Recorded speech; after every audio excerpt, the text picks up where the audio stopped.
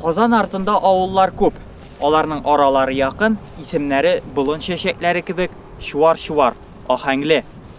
Казан су кушылдыгы Кызыл су буенда, Урта Сәрдә, Югары Сәрдә, Түбән Сәрдә кебек авылларда шундыйлардан. Бүген без сезнең белән Урта Сәрдә авылы турында карап үтәрбез.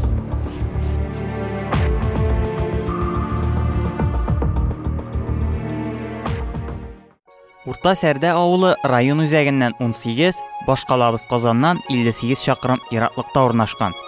Татарстан авыл аңлатмалары арасында Сәрдә борынгы һәм тарихи. Ул тарихи документларда халык аваз иҗаты әсәрләрендә телгә алына.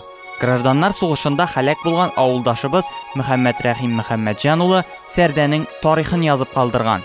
Аның язмасыннан шулар билгеле. Авылга иң беренче булып Айтагыл һәм Байтагыл исемле кешеләр килеп урнаша.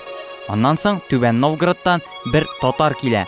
Әмма бу кешенең кем булганлыгы телгә алынмый. Әлеге кешеләр безнең төбәкнең тәүге нигез ташын салучылар, кеше аягы басмаган җирдә тереклек уты кабызучылар.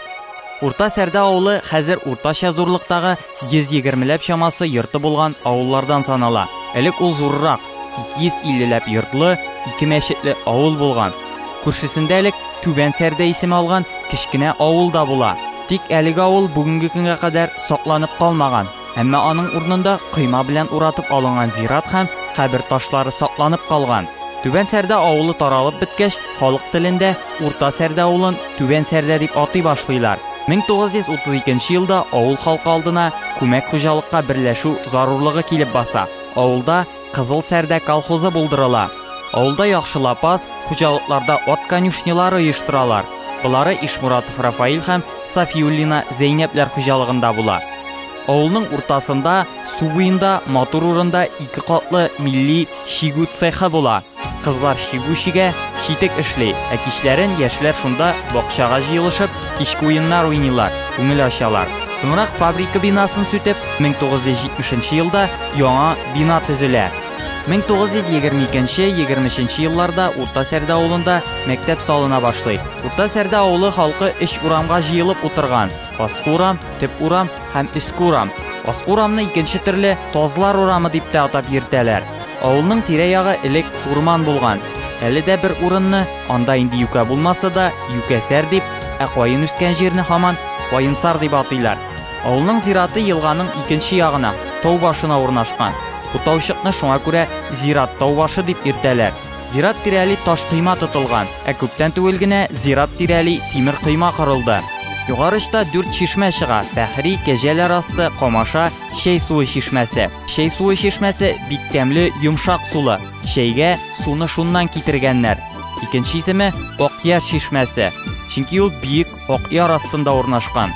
Авылның ике башында 2 кыры елга бар. Түбән очтагысын Киек елгасы дип, югары очтагысын Камаша дип атыйлар. Авылның икенче ягында Ямаш дигән елга сузылган. Ямаш елгасына икенче яктан шулай ук Кыры елга, Тугызай елгасы килеп кушыла.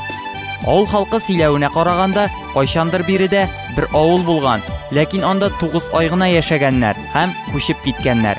Авылдан 5-6 чакрым читтә Чыпчык урманы үсә. Авыл кырыендагы ярлар Кызыл яр дип атала. Чөнки ул яр кызыл балчыклы. Шул яр итәгеннән ургып чыккан чишмәне Кызыл яр чишмәсе дип атыйлар. Су буенда байтак кына болыннар җәелеп ята. Аларның һәрберсенең атамасы бар. Авыл башында Югары Сәрдә болыны, Әхәтләр асты, Кәҗәләр асты, Питкиләр асты, Нәзир, Зират арты, Олы болын. Бу болыннарда заманында колхоз яшелчә һәм җиләк-җимеш үстерә. Хуҗалыкларга хезмәт көненә яшелчә, җиләк-җимеш өләшә. Зират арты болынында халык җыелышып печән чапкан. Табигый байлыклардан таш, кым, кызыл балчык, ак балчык булганлыктан шәхси хуҗалыклар абзарларны таш чыгарып, измә ясап таштан эшлиләр. Хәтта Олы Әтнәдән Кыркачык станциясенә атуфалла арбасы белән кым, таш ташып, олы юл салалар. Бу эшләрнең барысында кул хезмәте белән башкаралар әлбәттә. Авыл ул вакытта олы юл өстендә була. Шуңа күрә авылны Кала юлы Сәрдә дип йөрткәннәр. Менә шулай яшәп, эшләп ята татар авылы Урта Сәрдә.